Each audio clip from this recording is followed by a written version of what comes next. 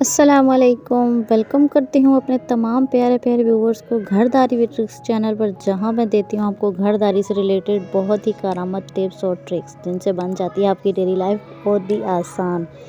तो जनाब, आज बता रही हूँ आपको कुछ ऐसे सीक्रेट्स और कुछ टिप्स जो मटर पुलाव के हवाले से बहुत ही स्पेशल हैं और जिनको फॉलो करके आपका मटर पुलाव बेहतरीन, खुशबूदार और खुश जायका बन सकता है। अपने मटर पुलाव को किस तरह खूबसूरत बना सकते हैं, इसकी खुशबू, उसके टेस्ट को कैसे बढ़ा सकते हैं, कौन सी टिप्स हैं जिनको फॉलो करना ज़रूरी है।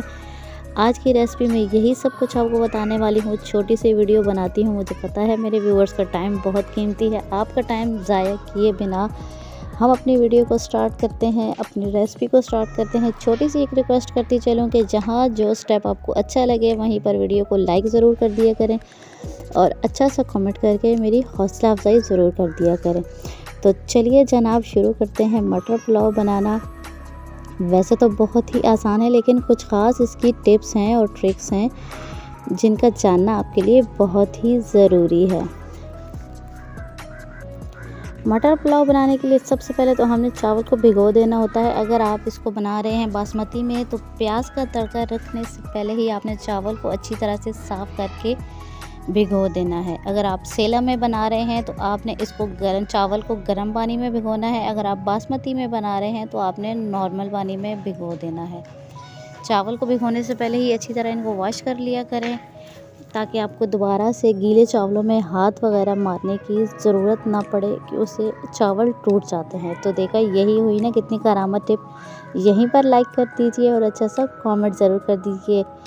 तो चलिए जनाब, आगे बढ़ते हैं। चावल को अच्छे से साफ़ करके हमने भिगो दिया। अब हम आते हैं अपने अगले स्टेप की तरफ। अब हमने बनाना है इसका तड़का, यानी प्याज को हमने लंबा काटना है। इसको आपने गोल शेप में नहीं काटना। प्याज, जो भी आप चावल बना रहे हो, चाहे वो पुलाव हो, बिरयानी हो, किसी भी किस्म के चावल बना रहे हैं, उसके लिए आप ये बात जहन में रखें कि प्याज को हमेशा लंबे रुख में काटना है, गोलाई में नहीं काटना। इससे इसका कलर भी अच्छा आता है और लुक भी अच्छी आती है। गोल शेप में काटना हो, हांडी वगैरह बनानी हो, तो उसके लिए आप गोल शेप में काटते हैं। प्याज को हमने बिल्कुल हल्का सा ब्राउन करना है। जैसे इसका कलर चेंज होने लगे तो हमने इसमें डाल देने हैं कुछ खड़े मसाले, जिसमें है बादियान का फूल, दालचीनी और तेज़ पत्ता।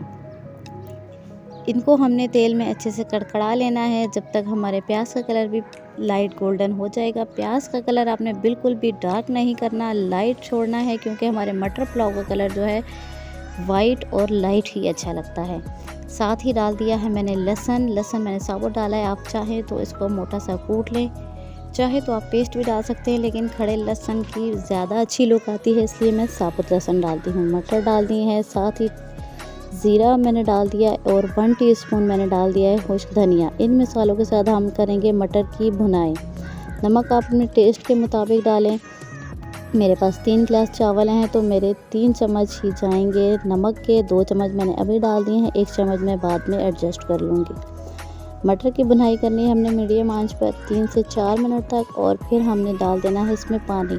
3 गिलास चावल हैं मेरे पास, तो 4 गिलास पानी डाल रही हूँ, क्योंकि मैंने चावल को पहले से भिगो दिया था और मेरे चावल ज़्यादा पानी नहीं लेते। अगर आपके चावल ज़्यादा पानी लेते हों तो 3 गिलास के लिए चावल के लिए आपने 4 गिलास पूरे और 1 गिलास आधा, यानी 4.5 गिलास पानी डालना है।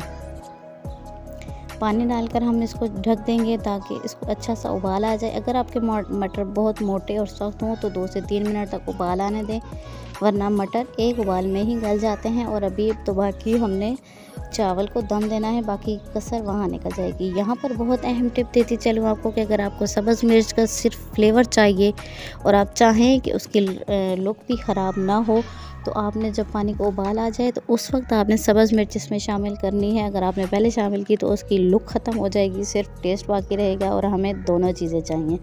इसलिए जब पानी को उबाल आ जाए तो आपने सब्ज़ मिर्च शामिल करनी है, और साथ ही हमने चावल इसमें शामिल कर देने हैं पानी को निचोड़ कर, क्योंकि पानी हमने पहले ही बड़ा हिसाब कर डाल लिया है। अगर चावल के साथ पानी चला जाएगा तो फिर हमारे चावल टूट जाएंगे और नरम बनेंगे। वैसे यहाँ एक और आपको बताती चलूँ बात कि मटर पुलाव कभी भी बहुत खड़ा नहीं होता, हमेशा थोड़ा सा नरम होता है। चावल इसके नरम होते हैं, इसी में मटर पुलाव की ज़्यादा अच्छी लुक आती है और ज़्यादा अच्छा टेस्ट आता है। देखें कितनी कमाल की रंगत आ रही है मटर पुलाव की। कलर को बहुत आप लोग ध्यान रखा करें, प्याज ज़रा भी ज़्यादा ब्राउन ना होने दें वरना आपकी लुक ख़राब हो जाएगी।